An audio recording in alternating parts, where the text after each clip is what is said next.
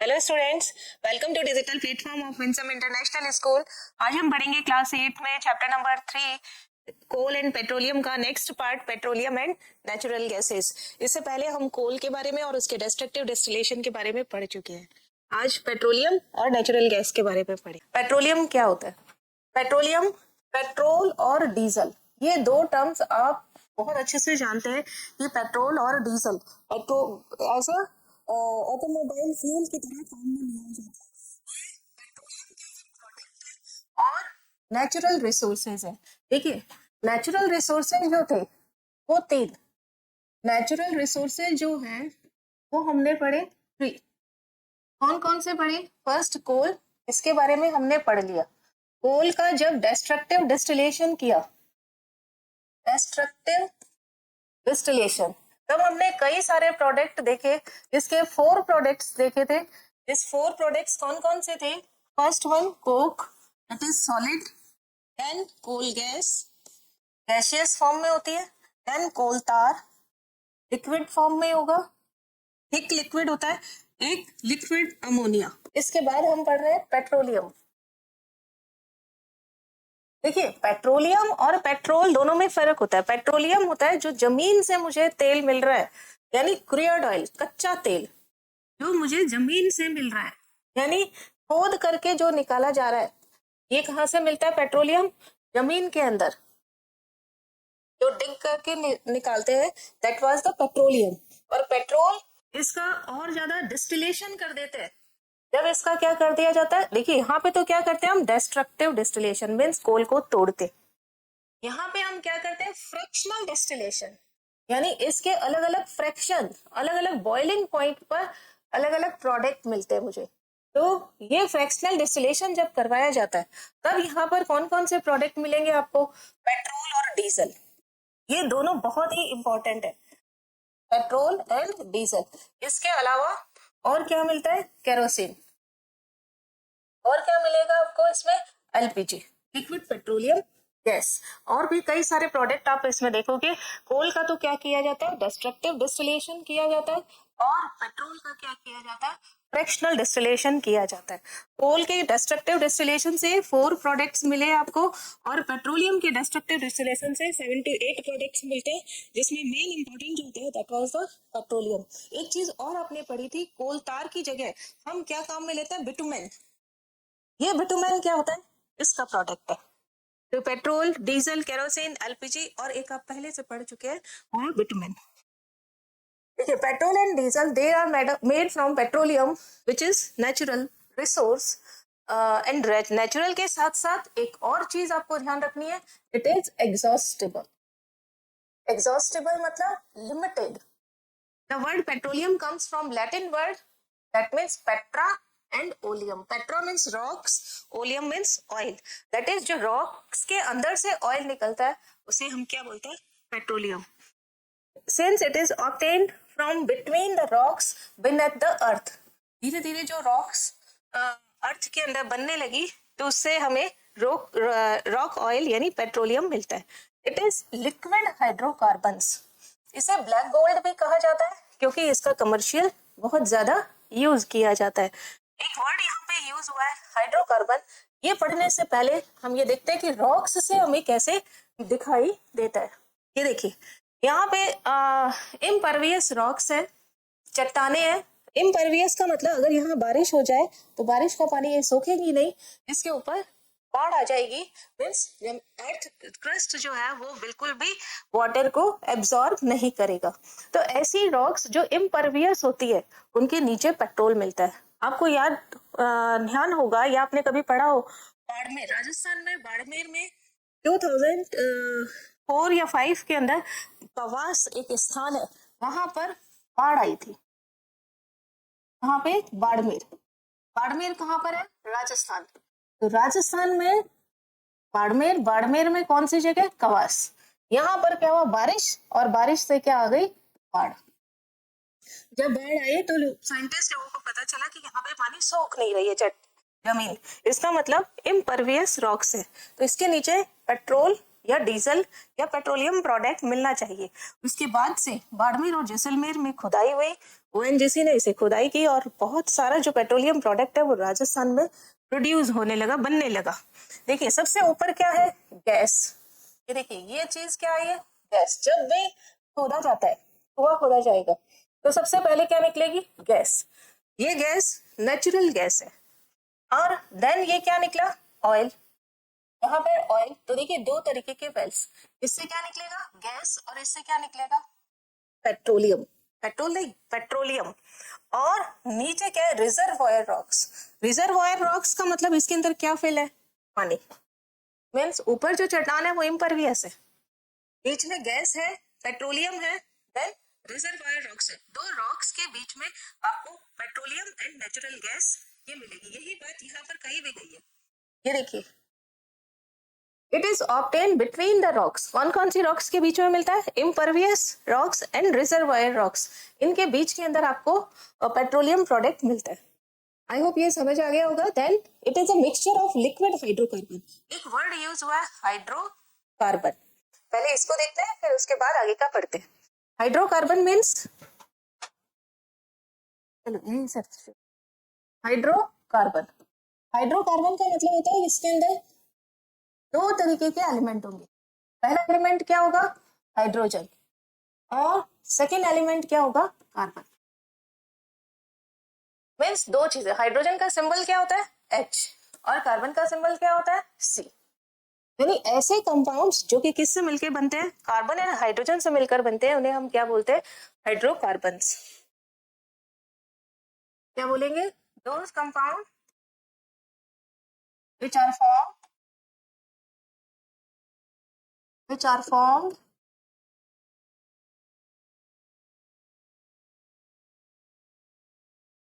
by carbon and hydrogen are known as hydrocarbon. अब देखिए hydrocarbon जो होता है C1 से लेकर के C4 तक, C1 to C4, यानी जिसमें कार्बन की संख्या 1 हो से कार्बन की संख्या 4 हो, ये सब क्या होता है, गैसियस। किसमें होंगे, गैसियस स्टेट में। C5 to C17 या 15 तक ये कैसी स्टेट होती है, लिक्विड स्टेट। और अबाउ C17, 17 ही कर लीजिए इनकी जगह 17, ये कौन सी स्टेट होती है, सॉलिड स्टेट। फ्रेंड्स अगर आपसे कहा जाए कि बताइए मीथेन कौन सी स्टेट होगी, यहीं पर लिख देते हैं ताकि आपको आसानी रहे देखने में। अगर मैंने लिखा CH4, नंबर ऑफ कार्बन कितना है, 1, कार्बन की वैलेंसी कितनी होती है, 4, कार्बन कम से कम कितने हाइड्रोजन से अटैच होगा, 4 से, तो बॉन्डिंग इसकी कितनी है, 4 से होगी, तो इसको क्या बोलते हैं, मीथेन। तो ये कौन सी स्टेट आएगी, क्या होगा, गैस। अब देखिए कार्बन और कार्बन, कार्बन की वैलेंसी कितनी है, 4, एक कार्बन के साथ में ये अटैच है, तो पीछे कितने रह गए, 3, तो 3 रह गए, तो मीन्स एक हाइड्रोजन, दूसरा हाइड्रोजन, और ये तीसरा। इसी तरीके से इस कार्बन की भी कितनी बॉन्डिंग होगी, 4, 1 2 3, तो इसका नाम क्या हो गया, इथेन। कार्बन नंबर कितना हो गया इसका, 2, कितने कार्बन है इसमें, 2, 1 और 2, ये C1 ये C2, इसको ये भी कौन सी स्टेट होगी, गैस। अगर आप देखिए C, अगर मैं 5 ले लूं, C5 से C17, तो वो कौन सी स्टेट होगी, लिक्विड। अबाउ C17 जो होगा वो कैसा स्टेट होगा, सॉलिड स्टेट। आपको क्या बोला है, पेट्रोलियम क्या होता है, पेट्रोलियम के अंदर यानी डीजल और पेट्रोल क्या होते हैं, लिक्विड स्टेट में होता है, लिक्विड हाइड्रोकार्बन, यानी उसमें number of carbon C15 to C17 होगा। ये देखिए, it is a mixture of various liquid hydrocarbons. Petroleum is sometime known as black gold. Black gold किसको बोला जाता है, पेट्रोलियम, क्योंकि ये काला सा पदार्थ बाहर निकलता है जमीन के अंदर से due to high commercial values. तो ये चीज ब्लैक गोल्ड किसको बोला जाता है, ये कई बार पूछा जाता है, किसको बोला जाता है, पेट्रोलियम। किसका मिक्सचर होता है, लिक्विड हाइड्रोकार्बन्स का। इसका मीनिंग क्या होता है? Rock oil. और मेन प्रोडक्ट क्या होता है इसका? Petrol and diesel. नाउ सबसे पहले वर्ल्ड में सबसे पहले जो कुआं खोदा गया, ऑयल वेल खोदा गया, is drilled in Pennsylvania in USA. तब 1859। इंडस्ट्रियलाइजेशन शुरू ही 18th सेंचुरी में हुआ था after the discovery of coal. अब 1859 के अंदर मीन्स कौन सी सेंचुरी होगी? 19th century. सबसे पहले ऑयल वेल को ड्रिल किया गया कहाँ पर? यूएसए में। और इंडिया में थोड़ा पीछे मीन्स बाद में 59 और इंडिया में 1867 में। सबसे पहले कहाँ पर हुआ? आसाम में और माकुम में। माकुम जगह का नाम है। ये हो गया। आगे देखिए, फॉर्मेशन ऑफ पेट्रोल। पेट्रोलियम कैसे बनता है? Petroleum was formed from remains of very tiny animals and plants which are present in the seas. They died million of years ago. Their bodies sank and got buried at the bottom of the sea. They are covered in layers of sand, silt and clay. In the absence of air. ध्यान रखना, absence of air. Air की absence होनी चाहिए, temperature high होना चाहिए, pressure भी high होना, जिससे जो डेड ऑर्गेनिजम्स हैं वो किस में कन्वर्ट हो जाता है? पेट्रोलियम में एंड नेचुरल गैस में। बदलने में कितना टाइम लगा? Millions of years. एक चीज जब हमने कोल पढ़ा था तो देखिए, अगर मैं रिमेन्स लेती हूँ किसका? प्लांट्स का। रिमेन्स किसका है? प्लांट्स का। और ये प्लांट्स कहाँ पे मिलते थे? समुद्रों के अंदर। तो इस जो समुद्रों के अंदर गैसीज में, ओशियंस में जो प्लांट्स मिलते हैं उनके किनारों पर, उनके बैंक्स, रिवर बैंक, ये सी बैंक पर, तो उनको क्या बोलते हैं? प्लैंकटन। क्या बोला जाता है? प्लैंकटन। ये रिमेन्स किसके हैं? प्लांट्स यानी प्लैंकटन्स की। ये क्या हो गए? बरीड। बरीड। जब ये बरीड हो गए तो इनको क्या मिला? High temperature and high pressure. High temperature, high pressure और हाई प्रेशर और over a period of time. Over a long period of time दबे रहे तो इससे क्या बना? कोल। इससे किसका फॉर्मेशन हुआ? कोल का। ध्यान रखना, यहाँ पे मैंने क्या लिया? प्लैंकटन्स या फिर प्लांट्स। यही चीज देखिए, अगर रिमेन्स ले लेते हैं किसका? टाइनी एनिमल्स का। सेम चीज है, देखिए अगर प्लांट्स का लिया तो क्या बना? कोल। और ये मैंने यहाँ एनिमल्स लिया, ये भी क्या हो गए? बरीड, दब गए समय के साथ साथ। इनको भी क्या मिला? हाई टेम्परेचर मिला, हाई प्रेशर मिला। सेम चीजेस देखिए, कंडीशन एकदम सेम है। हाई टेम्परेचर और क्या मिला? High pressure. और क्या मिला इनको? Over a long period of time. Over a long period of time. तो ये किस में बदल गए? पेट्रोलियम एंड नेचुरल गैस में। क्या बना लिया इन्होंने? Petroleum and natural gas. And natural gas. Gas oil के ऊपर मिलती है, ऑयल हैवी होने की वजह से बाद में मिलता है। ये देखिए, petroleum was formed by tiny animals and plants that lived in the sea. Plants नहीं, प्लांट से तो क्या बनता है? कोल। और इससे क्या बनता है? एनिमल्स से आपका petroleum. They died million of years ago. Their bodies sank, got buried at the bottom of the sea. They were covered it in layers of sand, silt and clay. Absence of air. Air जमीन के नीचे जाएंगे, air की कमी हो जाएगी। ऊपर जाते हैं तो भी ऑक्सीजन की कमी होती है, नीचे जाएंगे तो भी ऑक्सीजन की कमी होगी। तो जितना ऊपर जाते हैं हमें ऑक्सीजन सिलेंडर की जरूरत पड़ती है हाई एल्टीट्यूड पे, और जमीन के अंदर जाते हैं स्कूबा डाइवर्स होते हैं, उन्हें भी ऑक्सीजन सिलेंडर की जरूरत होती है। एब्सेंस ऑफ एयर होती है, हाई टेम्परेचर हो गया, हाई प्रेशर हो गया, और वो किस में बदल गया? पेट्रोलियम एंड नेचुरल गैस में। Now refining of petroleum. Refining का मीनिंग होता है कि आपको जो प्रोडक्ट मिल रहा है उसे एकदम प्योर करना, उसे अलग अलग करना। जब हमें पेट्रोलियम मिला वो कैसा था? Thick, viscous, liquid. विस्कस मतलब गाढ़ा, with dark colour. Dark blackish brownish black colour होता है इसका, इसलिए इसे ब्लैक गोल्ड बोला जाता है। अनप्लेजेंट स्मेल होती है, बहुत तेज स्मेल आती है इसकी। It is made up of variety of ingredients such as petroleum gas, gasoline. देखिए वर्ड गैसोलीन है, गैसोलीन का मतलब पेट्रोल होता है, पेट्रोल को ही क्या बोला जाता है, गैसोलीन। दोनों चीजें मिक्स नहीं हो, इसलिए पेट्रोलियम और पेट्रोल एक जैसा है, इसलिए इसका नाम क्या रख दिया, gasoline. Diesel, lubricating oil, paraffin wax and so on. Refining का मीनिंग क्या है, refining is the process of separating various constituents या फ्रैक्शन, कंस्टिट्यूएंट कह दो या फ्रैक्शंस कह दो, of petroleum. It takes place in a petroleum refinery. Rajasthan में कई जगह पर, बाड़मेर और जैसलमेर में पेट्रोलियम रिफाइनरी लगी हुई है। ये कई सारे पेट्रोलियम प्रोडक्ट है, इनको पढ़ने से पहले रिफाइनिंग के लिए थोड़ा सा देख लेते हैं, बताते हैं रिफाइनिंग क्या होती है। रिफाइनिंग ऑफ पेट्रोलियम,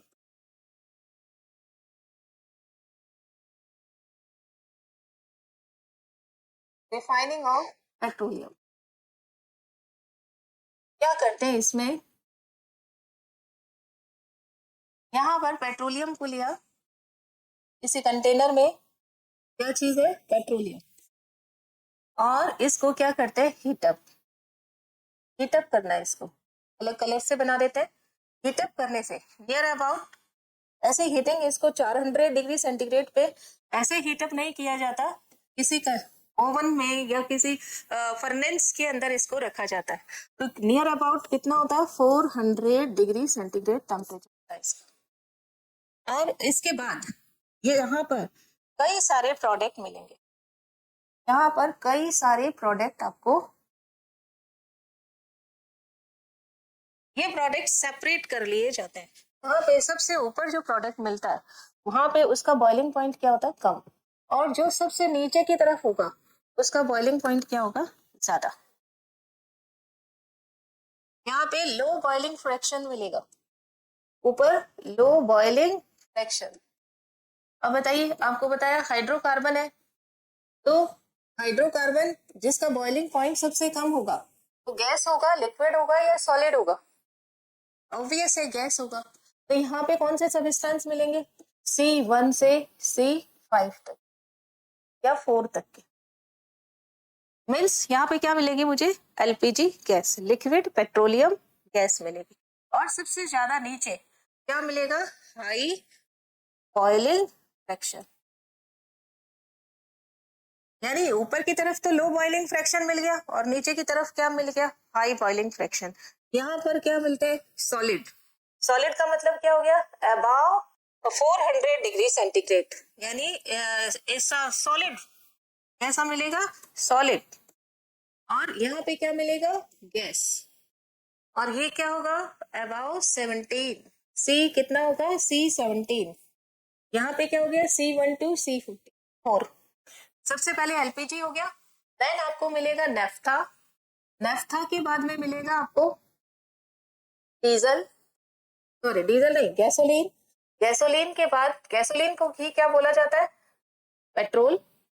और इसके बाद मिलेगा केरोसिन, केरोसिन के बाद मिलेगा लुब्रिकेटिंग ऑयल, और लुब्रिकेटिंग ऑयल के बाद मिलेगा आपको डीजल, और डीजल के बाद मिलेगा आपको यहाँ पर बिटुमेन। और भी कई प्रोडक्ट होते हैं जैसे वैसलीन है, ये भी कहाँ मिलेगा, लो हाई बॉइलिंग फ्रैक्शन में। तो जैसे जैसे ऊपर से नीचे की तरफ जाएंगे तो बॉइलिंग पॉइंट क्या होगा, इंक्रीज होगा, बॉइलिंग पॉइंट इंक्रीज, बढ़ेगा, नंबर ऑफ कार्बन बढ़ेंगे, कार्बन इंक्रीज होंगे। तो यहाँ पे क्या है, C1 से C4, यहाँ पे क्या है, C17।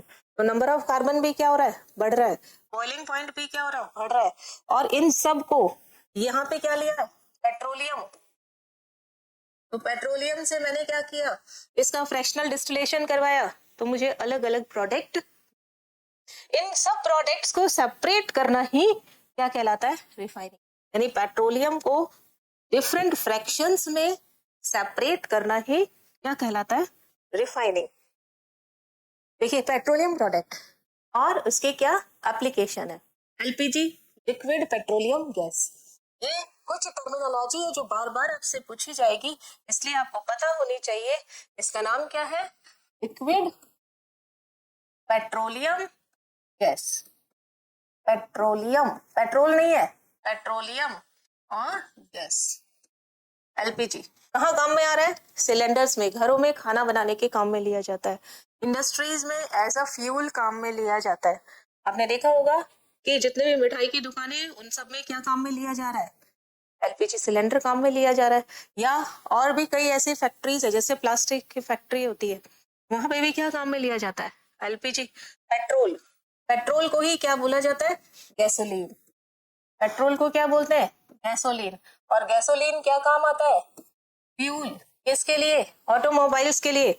एविएशन फ्यूल भी काम में, हवाई जहाज और उनके अंदर भी ये काम में लिया जाता है। डीजल, अगर आपसे पूछे हैवी मोटर व्हीकल्स में क्या काम में लिया जाता है, तो आप क्या जवाब देंगे? डीजल।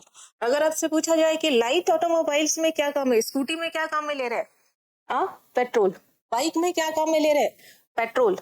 लेकिन अगर आपसे पूछे ट्रक में क्या काम में लिया जा रहा है, ट्रेन में क्या काम में लिया जा रहा है, तो आप क्या कहेंगे? डीजल। यानी अगर लाइट ऑटोमोबाइल है तो आप उसमें पेट्रोल काम में लेंगे, अगर हैवी है तो उसमें डीजल काम में लेंगे। इलेक्ट्रिक जनरेटर, जब लाइट चली जाती है तब इलेक्ट्रिसिटी प्रोड्यूस करने का काम किससे किया जाता है? जनरेटर। वहां पे भी क्या यूज लिया जाता है? डीजल। मैरिजेस के अंदर जहां पर इलेक्ट्रिसिटी बाहर से ही प्रोवाइड कराई जाती है, उस कहां से? जनरेटर से, है ना? डीजल। लुब्रिकेटिंग ऑयल लुब्रिकेशन का काम करता है, लुब्रिकेंट की तरह काम में लिया जाता है। लुब्रिकेटिंग ऑयल क्या होता है? जब बाइक के, आपने देखा होगा कि वायर्स वगैरह जो लूज करने होते हैं या थोड़ा सा बहुत ज्यादा टाइट है तो ऑयल डाल देते हैं जिससे कि वो सॉफ्ट हो जाता है, तो वो क्या होता है? Lubricating oil. पैराफिन वैक्स क्या हो गया? वैसलीन। कैंडल्स के अंदर काम में लिया जाता है, ऑइंटमेंट की तरह काम में लिया जाता है। बिटुमेन, अभी आपको बताया, रिप्लेसमेंट ऑफ कोल तार। मेटालिंग ऑफ रोड्स, रोड्स को वापस सही करने के लिए, जहां पे क्रैक्स आ गए उन्हें हटाने के लिए क्या काम में लिया जाता है आजकल? बिटुमेन। और पहले क्या काम में लिया जाता था? कोल तार। कोल तार जैसे ही बारिश होगी हट जाएगा, इसलिए अब क्या काम में लिया जा रहा है? बिटुमेन। केरोसिन ऑयल अब पूरी तरीके से बैन हो गया है, काम में नहीं लिया जाता। फ्यूल, स्टोव के लिए पुराने जमाने में काम में लिया जाता था। लैंप्स एंड जेट एयरक्राफ्ट्स के अंदर केरोसिन ऑयल काम में लिया जाता है। अब जो फ्रैक्शन बन रहा है केरोसिन ऑयल का, वो क्या काम आता है?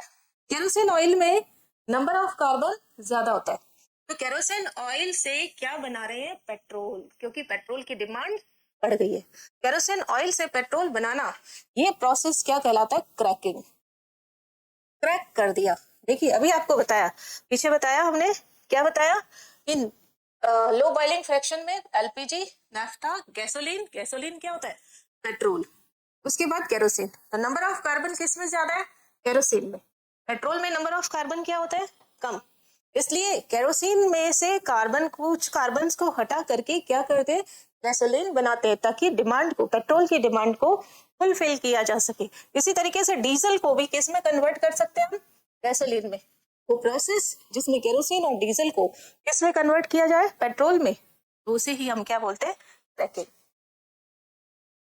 तो LPG as a fuel in homes, petrol fuel in light automobiles, diesel fuel in heavy automobiles, lubricant oil lubrication का काम करता है, paraffin wax, vaseline ointment candles में काम में लिया जाता है, बिटुमेन मेटालिंग ऑफ रोड्स, और kerosene oil stove, lamps, jet aircrafts में काम में लिया जाता था। अब इसको पेट्रोल बनाने के काम में लिया जाता है। ये प्रोसेस क्या कहलाता है? क्रैकिंग। नाउ नेचुरल गैस, ये जितना भी पढ़ा ये सब पेट्रोलियम के बारे में था। अब ऑयल के ऊपर जो गैस बन रही है उसे ही क्या बोला जाता है? Natural gas. It is obtained from the remains of tiny plants and animals that lived in the sea millions of years ago. जैसे पेट्रोलियम बनता है वैसे ही नेचुरल गैस का भी फॉर्मेशन होता है। It is colourless. अगर एलपीजी लीक हो जाए तो आपको दिखाई नहीं देती कि यहाँ पे एलपीजी लीक हो रही है, इसलिए उसमें डाइथाइंस सल्फर का कंटेंट डाला जाता है जिससे कि बदबू आती है, और इस बदबू से ही आइडेंटिफाई किया जाता है कि एलपीजी लीक हो रही है। तो खुद कैसी होती है? कलरलेस। ओडोरलेस, वो तो हमने इसमें सल्फर कंटेंट डाला है ताकि हमें बदबू आए, पता चले कि एलपीजी लीक हो रही है। अदरवाइज ये कलरलेस होता है, ओडोरलेस होता है और फॉसिल फ्यूल है। जितने भी फॉसिल फ्यूल होते हैं वो एग्जॉस्टेबल होते हैं, एग्जॉस्टेबल। और जो एग्जॉस्टेबल होते हैं वो कैसे होते हैं? लिमिटेड। ये सबसे पहले क्लास में बता दिया था। एग्जॉस्टेबल फ्यूल कैसे होते हैं? Limited. They are consist mainly of methane. सिर्फ इसमें नेचुरल गैस में मीथेन होता है, CH4। मीथेन का फॉर्मूला ध्यान रखना है, CH4। ठीक है, मीथेन बहुत ही इंपॉर्टेंट कंपोनेंट है मीथेन। सबसे पहली बात हाइड्रोकार्बन है। हाइड्रोकार्बन का मतलब कार्बन और हाइड्रोजन दो ही होगा। मैथ जहां वर्ड आता है METH, METH नहीं है, वो मैथ दूसरा होता है। METH उसका मतलब है नंबर ऑफ कार्बन कितना होगा? 1। और इस कार्बन की बॉन्डिंग कितनी होती है? 4। कितने बॉन्ड बना सकता है ये? 4 जनों से अपना हैंडशेक कर सकता है। और यहाँ पर चारों कौन होंगे? हाइड्रोजन। चारों कौन है? हाइड्रोजन। जब ये चारों हाइड्रोजन हो तो इसका नाम क्या दे देते हैं? मैथ और एन, मैथेन। और ये कैसा होता है? इसका ही दूसरा नाम क्या है? ये गैस है। ठीक है, सबसे पहली बात। दूसरा नाम, इसका नाम क्या होता है? और अदर नेम क्या होते हैं? Marsh gas. मार्श क्यों? क्योंकि ये कीचड़ से निकलती है। मार्श का मतलब होता है कीचड़। और देखिए, मार्श गैस के अलावा इसका एक और नाम भी है, इसको बोलते हैं CNG, compressed natural gas. Full form क्या है इसका? Compressed natural gas. एक और नाम भी है इसको, बायोगैस। क्या इसको क्या बोलते हैं? Methane, Marsh gas.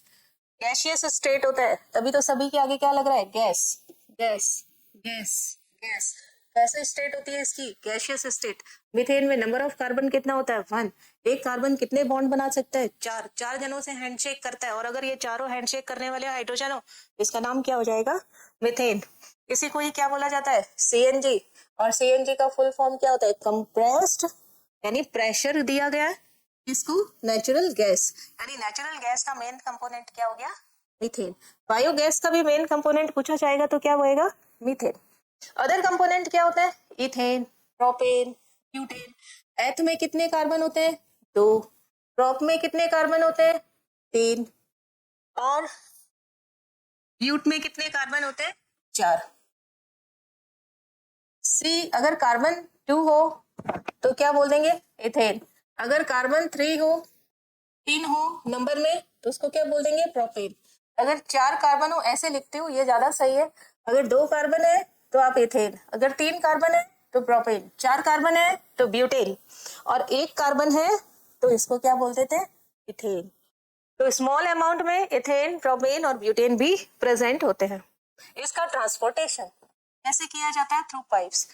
बीकानेर में तो, राजस्थान में अभी तक पाइपलाइन शुरू नहीं हुई है, लेकिन अगर आप बॉम्बे जाओ, बेंगलोर जाओ, या भाई मेट्रोपोलियन सिटी के अंदर जाओ, दिल्ली के अंदर, तो वहां पे गैस का ट्रांसपोर्टेशन पाइप्स के थ्रू होता है। LPG सिलेंडर्स नहीं लेकर जाए जाते। अकरेंस ऑफ नेचुरल गैस आपको राजस्थान, इंडिया के अंदर कहाँ कहाँ मिलेगा? त्रिपुरा, राजस्थान। राजस्थान में तो अभी 2004 के बाद ही ये प्रोडक्शन स्टार्ट हुआ है। सबसे पहले बाड़मेर और जैसलमेर के अंदर। और पाइपलाइन कहाँ से कहाँ तक बिछाई गई है? गुजरात तक। यहाँ से जो नेचुरल गैस निकल रही है वो गुजरात जा रही है। महाराष्ट्र, तमिलनाडु। महाराष्ट्र के अंदर ओशियन के अंदर नेचुरल गैस और पेट्रोलियम की रिफाइनिंग का प्लांट लगा हुआ है। एंड आंध्र प्रदेश, फिर से त्रिपुरा, राजस्थान, महाराष्ट्र, तमिलनाडु एंड आंध्र प्रदेश। ये ऐसे स्टेट्स हैं जहां पर कि नेचुरल गैस आपको मिलेगी। पेट्रोकेमिकल्स क्या होता है? जब पेट्रोलियम और नेचुरल गैस दोनों का एक साथ यूज किया जाए, are use to make a variety of useful compounds, तो इसको ही क्या बोल देते हैं? दोनों को एक साथ मिला के क्या बोल दिया जाता है? पेट्रोकेमिकल्स। कहाँ कहाँ यूज होता है इसका? डिटर्जेंट्स में, यानी जो सर्फ आते हैं, फाइबर्स, फाइबर्स कौन कौन से? पॉलिएस्टर, जो कपड़े हम पहन रहे हैं वो किसके होते हैं? पॉलिएस्टर के होते हैं, नाइलिन के, एक्रेलिक के, ये कपड़े यानी रेशे। पॉलीथीन और बहुत सारे man made polymer, synthetic polymers जितने होते हैं उनमें किसका, पेट्रोकेमिकल का एज ए सॉल्वेंट यूज लिया जाता है। इसके अलावा फर्टिलाइजर्स, फर्टिलाइजर में कॉमन फर्टिलाइजर क्या है? यूरिया। इसको कैसे बनाया जाता है? Are made from hydrogen gas. और ये हाइड्रोजन गैस कहाँ से आई? नेचुरल गैस से। तो means petrochemicals, petroleum and natural gas दोनों को एक साथ में काम में लेना है मैन्युफैक्चरिंग प्लांट में। किस किस मैन्युफैक्चरिंग प्लांट्स में? डिटर्जेंट्स में, फाइबर्स में, पॉलिथीन में और पॉलीमर्स, बहुत सारे पॉलीमर्स के अंदर काम में लिया जाता है। फर्टिलाइजर्स में यूरिया के अंदर इसका काम में लिया जाता है। ये तो था पूरा आपके पेट्रोकेमिकल्स क्या है, पेट्रोलियम क्या है, नेचुरल गैस क्या है। यहाँ पे दो टर्मिनोलॉजी आई थी, एक सीएनजी और एक एलपीजी। सीएनजी क्या होता है, उसका एडवांटेज क्या है, उसके बाद एलपीजी से इसका क्या डिफरेंस है ये हम पढ़ेंगे। CNG and it's advantage. Natural gas stored under high pressure, अभी बताया कंप्रेस्ड का मतलब हो गया बहुत ज्यादा हाई प्रेशर में, सिलेंडर में करना मतलब प्रेशर बहुत ही ज्यादा है। इसको स्टोर कर दिया किसी भी सिलेंड्रिकल फॉर्म में, सिलेंडर के अंदर, तो इसी को क्या बोल दिया? CNG, full form compressed natural gas. ये किसकी बनी हुई है? Mainly methane. मीथेन का मतलब नंबर ऑफ कार्बन 1 होगा, कार्बन की 4 बॉन्ड्स चारों हाइड्रोजन से जुड़े हुए होंगे। हाईली इनफ्लेमेबल यानी बहुत जल्दी फटाक से आग पकड़ती है। क्लीनर फ्यूल, कार्बन कम है तो स्मोक होगा नहीं, तो मीन्स ये क्लीनर फ्यूल है। क्लीन होगा तो पोल्यूशन क्या हो गया? कम हो गया। जहां पर डायरेक्ट बर्निंग करनी हो वहां पर हम सीएनजी यूज में लेते हैं। High calorific value, calorific value बहुत ही ज्यादा, अब बताया था आपको पहले भी कैलोरीफिक वैल्यू का मतलब क्या होता है, एक बार और फिर से बताते हैं। कैलोरीफिक वैल्यू इसका मतलब है कि अगर आपका फ्यूल 1 kg है, उसको बर्न करें तो उससे हीट का जो अमाउंट प्रोड्यूस होगा, अमाउंट ऑफ हीट प्रोड्यूस्ड, कैसे प्रोड्यूस्ड होगा? On burning 1 kg of fuel. 1 kg fuel जलाओ तो आपसे जितना अमाउंट ऑफ हीट प्रोड्यूस होता है उसी को ही क्या बोलते हैं? Calorific value. कैलोरीफिक वैल्यू को शॉर्ट में क्या लिखेंगे? सीवी। सीवी जितना ज्यादा होगा उतना ही वो, सीवी ज्यादा तो वो क्या हो गया? Good fuel. सीवी कम तो वो क्या हो गया? Bad fuel. गुड फ्यूल, तो सबसे गुड फ्यूल कौन सा होगा? सीएनजी। और बैड फ्यूल क्या हो गया? कोल, क्योंकि उसका सीवी कम होता है। जैसे जैसे नंबर ऑफ कार्बन बढ़ेंगे तो स्मोक भी बढ़ेगा। कैलोरीफिक वैल्यू इसकी हाई होती है, इसलिए टैक्सीज वगैरह के अंदर अभी ट्रांसपोर्टेशन में क्या यूज किया जा रहा है? सीएनजी सिलेंडर यूज किया जाता है। एक तो जलता बहुत आसानी से, दूसरा क्लीन है, मीन्स इससे पोल्यूशन कम होगा और उसे हीट भी ज्यादा मिलती है। एवरेज स्पीड बढ़ जाती है या फ्यूल का एवरेज बढ़ जाएगा। 1 लीटर पेट्रोल जितना यूज होगा, जितना चलने के लिए, उससे ज्यादा 1 लीटर गैस काम ज्यादा डिस्टेंस ट्रेवल करेगी। इसीलिए ट्रांसपोर्ट किया जा सकता है थ्रू पाइपलाइंस। इलेक्ट्रिसिटी जनरेशन में इसको काम में लिया जाता है। ट्रांसपोर्टेशन व्हीकल्स के अंदर एज ए फ्यूल काम में लिया जाता है। Natural gas is also utilized as raw material in the production of wide range of chemicals and fertilizers. जहाँ पे केमिकल और फर्टिलाइजर बनाना हो वहां पे नेचुरल गैस रॉ मटेरियल की तरह काम में ली जाती है। Difference between CNG and LPG. CNG and LPG का क्या यूज है? तो सीएनजी की full form compressed natural gas, LPG की full form liquid petroleum gas. अभी बताया it is primary use as an alternative for fuel in automobiles. जितने भी आजकल ऑटोमोबाइल्स है, कार है या टैक्सीज है, तो उनमें हम क्या यूज ले रहे हैं? सीएनजी। और एलपीजी का यूज कहाँ ले रहे हैं? As a cooking, cooking purposes के अंदर घरों में काम में लिया जाता है, हीटिंग में और कुकिंग में। इसके अलावा इंडस्ट्रियल एंड एग्रीकल्चरल यूजेस के लिए भी इसको काम में लिया जाता है। बहुत कम इंडस्ट्रीज के अंदर इसे एलपीजी को काम में लिया जाता है। और जैसे कि अभी आपको बताया फैक्ट्री, पॉलीमर की फैक्ट्री है या कहीं टैंक वगैरह बनाने हैं तो वहां पे हम एलपीजी सिलेंडर काम में लेते हैं। The primary component in CNG का मीथेन है। ये बहुत बार एग्जाम में पूछा जाता है। इसका प्राइमरी कंपोनेंट कौन है? Propane and butane. देखिए नंबर ऑफ कार्बन कितना है प्रोपेन में? 3। इसमें कितना है? 3 कार्बन। और ये ब्यूटेन में 4 कार्बन। और मीथेन में कितना कार्बन होता है? 1। तो नंबर ऑफ कार्बन क्या है? कम, तो स्मोक क्या होगा? कम, और क्लीन फ्यूल बनेगी। और इसमें क्या हो गया?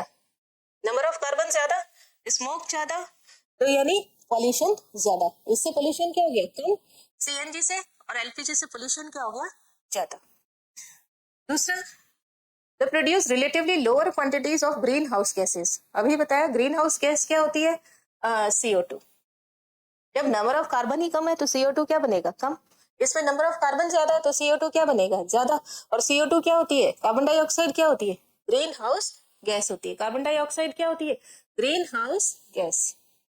Relatively safe because it is disperse rapidly into the air. CNG जो होती है वो हल्की है, 1 कार्बन है तो वो हल्का है, 2 कार्बन भारी, 3 कार्बन और भारी क्योंकि मास बढ़ गया, तो वो भारी होने की वजह से एलपीजी कहाँ रहेगी? जमीन पर।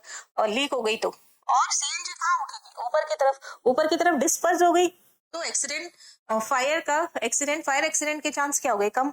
ये क्या रहती है? नीचे की तरफ। और आग पकड़ ली तो फैलेगी जमीन पर, तो आग पकड़ने वाली चीजें उसे और ज्यादा मिल जाएंगी, तो ये हाईली इन्फ्लेमेबल होती है, हेवियर देन एयर होती है।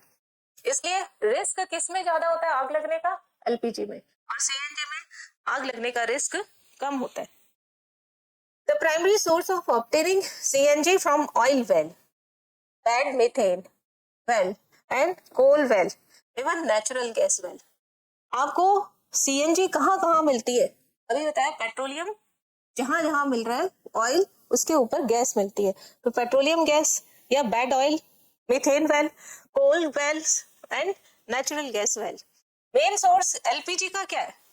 LPG process of extracting natural gas from reservoir, या फिर हम जब रिफाइनिंग करते हैं पेट्रोलियम की तब हमें क्या मिलता है? एलपीजी।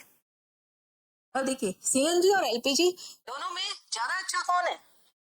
अपने आप ही सीएनजी, क्योंकि इसकी कैलोरीफिक वैल्यू ज्यादा होगी, इससे पोल्यूशन क्या हो रहा है? कम हो रहा है, इससे फायर हाजार्ड का जो खतरा है वो कम रहता है और सेफ है। जबकि इसके अंदर क्या हो गया? सब चीजें उल्टी हो गई।